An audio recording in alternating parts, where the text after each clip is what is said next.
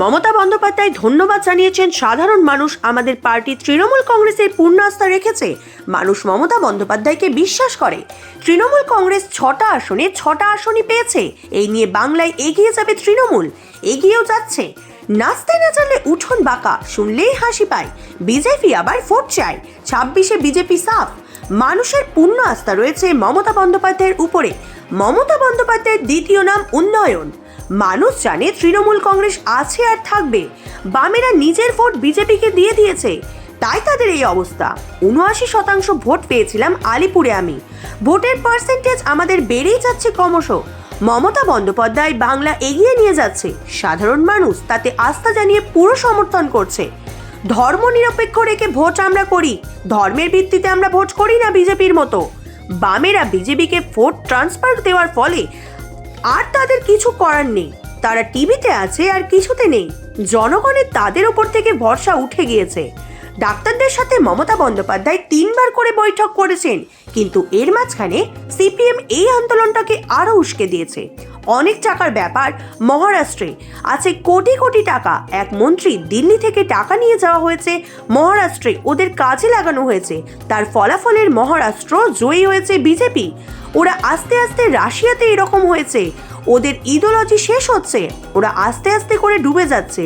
আর আসল কারণ হলো তারা নিজের ভোট বিজেপিকে ট্রান্সফার করে দিয়েছে, তার ফলে তাদের ফিরে আসার সময় শেষ। কন্যাশ্রী করেছিলেন মমতা বন্দ্যোপাধ্যায় প্রথম, এরপর তাকে কপি করার চেষ্টা করছে কেন্দ্রীয় সরকার। আমরা ভয় পাই না, এতবার জেলে গেলাম, মানুষের সেবায় আমরা সব সময় থাকবো আর আছি। তৃণমূলের কোনো গোষ্ঠীদ্বন্দ্ব হয় না। আপনারা ভুল দেখিয়ে ব্যবসা করেন, কেন্দ্রীয় সরকারের দিয়ে বিজ্ঞাপন নেন। মানুষের উগ্রতা বাড়িয়েছে আপনাদের কিছু মিডিয়া। আমি এখানে একটা সিস্টেম করেছি, আমাদের কাজ গুন্ডামি করা নয়। আমরা কাজ করব পরিষ্কারভাবে, পুলিশ তার প্রোটেকশন দেবে। বেআইনি কনস্ট্রাকশন করলে বেশি টাকা রোজগার হয়, তাই দুষ্কৃতীরা এইসব করছে, তাদের কেউ সাপোর্টে নেই। বেআইনি ইললিগাল কনস্ট্রাকশন আর হচ্ছে না 10 বছর ধরে। এই সব 10 বছর আগেকার কেস, 2টো অভিযোগ এসেছে, সেটাও 10 বছর আগেকার করা ইললিগাল কনস্ট্রাকশনের ফলাফল। পুলিশ নিজের ব্যবস্থা নেবে, যারা ইললিগাল করছে তার পুলিশ অ্যাকশন নেবে। মমতা বন্দ্যোপাধ্যায় বলেই দিয়েছেন। 17112024 ডেঙ্গে, 1356392 পিন টাউন হয়েছে। 17112024 5621 কেস ছিল, এখন 43% ডাউন হয়েছে। ডিসেবেলকে আমি চাকরি দিতে পড়ার ক্ষমতা নাই, আমার ভাতা করে দিতে পারি। ডিসেবল কোটায় অ্যাপ্লাই করুন, বয়স সীমা তাদের অনেক আছে। এখন হচ্ছে না।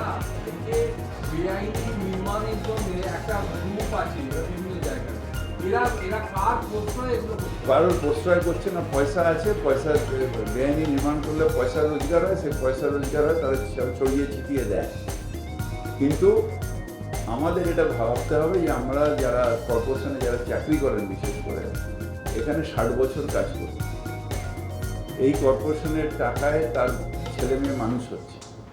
তার ছেলে মেয়ে যখন স্কুলে যাচ্ছে তখন যদি বলে তোর বাবা কোথায় কাজ করছে, মাথাটা চুলকোতে লজ্জায় বলে যে না, দুজন একসাথে ইঞ্জিনিয়ারিং পাস করলো, একজন এলএনটিতে চাকরি করছে, একজন কর্পোরেশন, একসাথে ক্লাসে।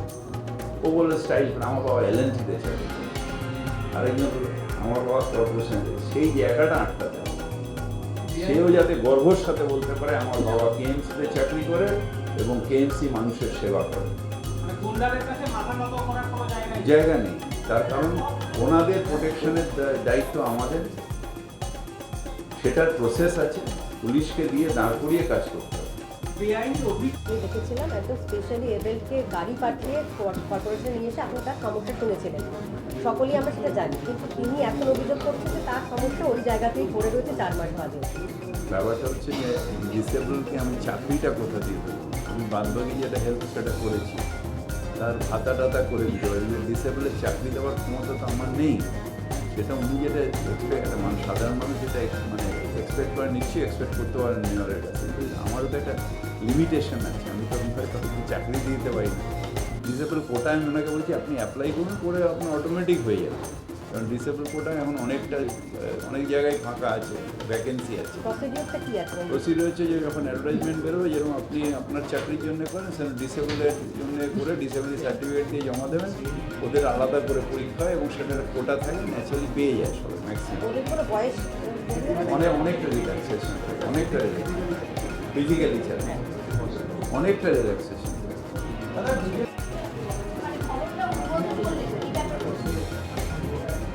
পরে বলছি। মুখ্যমন্ত্রী মমতা বন্দ্যোপাধ্যায় ধন্যবাদ জানিয়েছেন আমাদের জলের কর্মী এবং বাংলার মানুষকে, যে আমাদের পার্টি তৃণমূল কংগ্রেসের ওপর পূর্ণ আস্থা রাখার জন্য। মানুষ মমতা বন্দ্যোপাধ্যায়কে বিশ্বাস করেন এবং তৃণমূল কংগ্রেসকে বিশ্বাস করেন। তার যে উন্নয়ন, সেই উন্নয়নে পূর্ণ আস্থা রেখেছেন এবং তাই একটা বিপুল পরিমাণ জয় এই বাই ইলেকশনে 6টায় 6টা তৃণমূল কংগ্রেস পেয়েছে। আমরা মানুষকে এবং আমাদের দলের কর্মীদের ধন্যবাদ জানাই। মাদারিহাট এলো, সবকটাই এলো। মাদারিহাটও এসছে। ওটা আগে মনোজ টিক্কা জিতেছিল 2বার না 3বার, সেটাও এখন আর বিজেপির কাছে নেই। কিছুটা ভুল বুঝিয়ে চা বাগান করে করেছিল। সবটাই এখন তৃণমূল কংগ্রেসকে মানুষ বিশ্বাস করছে এবং এই নিয়ে বাংলা এগিয়ে যাবে।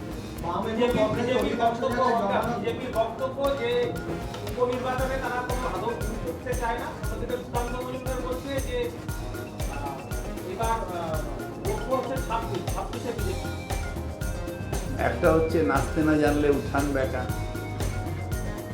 আর যেখানে মুখ থুবড়ে পড়ে, এখানে যে ক্লাস 1-এই মুখ থুবড়ে পড়ছে সে বলছে আমি হায়ার সেকেন্ডারি পাস করি। শুনলেও হাসি পায়, বিজেপি ভোট চায়।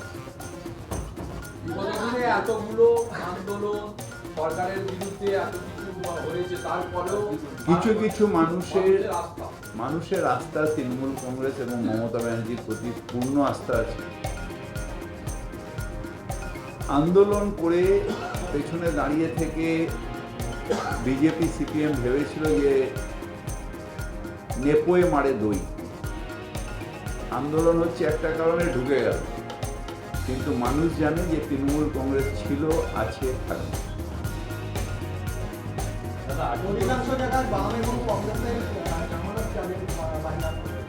তার কারণ হচ্ছে যে একবার তারা নিজেদের ভোট বিজেপিকে ট্রান্সফার করে দিয়েছে, পরিকল্পিতভাবে তৃণমূল কংগ্রেসকে হারানো হচ্ছে।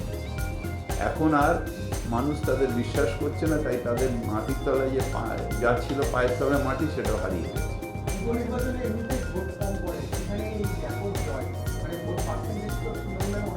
সবাই যারা গেছেন, বেশিরভাগ, আমিও উপনির্বাচনে 89% ভোট পেয়েছিলাম। আলিপুরে যখন উপনির্বাচনে আমি দাঁড়িয়েছিলাম, তখন যা পোলিং হয়েছিল তার 89% পেয়েছি। মানুষ মমতা বন্দ্যোপাধ্যায়ের উন্নয়নে দিনকে দিন, আপনি যদি দেখেন ধারাবাহিকভাবে 11, 16, 21, আমরা আস্তে আস্তে অনেক মানুষ আমাদের সাথে আসছে, মানে ভোটের পার্সেন্টেজ আমাদের বাড়তে থাকছে। তার মানে মমতা ব্যানার্জির উন্নয়ন, মমতা ব্যানার্জির যে বাংলাকে এগিয়ে নিয়ে যাচ্ছে, এটার প্রতি মানুষের পুরো আস্থা আছে।